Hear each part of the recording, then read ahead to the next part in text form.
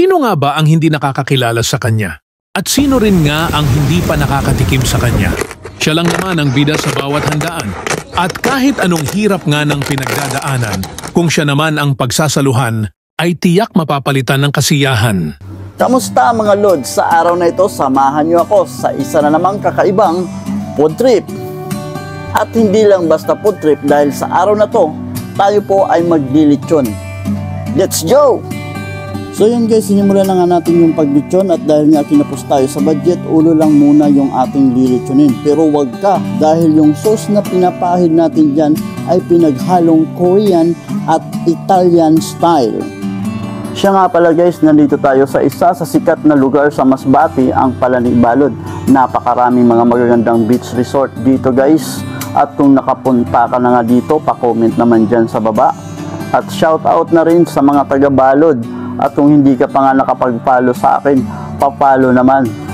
At habang pinapaikot ko nga ang litsyong to ay hindi ko mapigilang matakam. At ito na nga guys, matapos ang halos 2 oras na pagpapaikot-ikot pahid sa litsyong ito, sa tingin ko'y luto na guys. At ito na, tikman na natin yung ating ginawang litsyon. So guys, nakatikim na ba kayo ng litsyon na kayo mismo yung gumawa? Paki-comment naman dyan sa baba at kung ano yung naging resulta ng yung litsyon.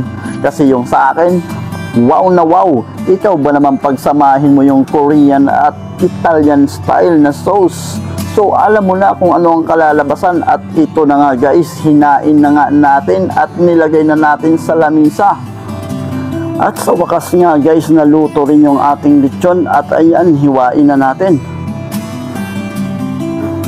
At matapos nga guys ang mahabang paghihintay, natikman din natin yung ating pinagpaguran. At isa lang ang masasabi ko, wala talagang kasing sarap ang litsyon.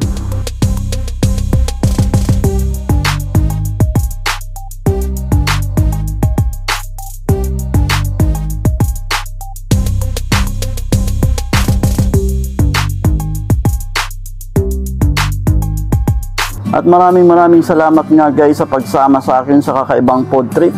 At kung hindi ka pa nga guys nakapag-follow sa ating page, pa-follow naman at baka pwedeng pa-heart na rin at pa-share na rin ng video ito. At maraming salamat hanggang sa susunod po na kakaiba na namang food trip. Ako po si Nyoko TV. Maraming salamat po. Mabuhay kayong lahat.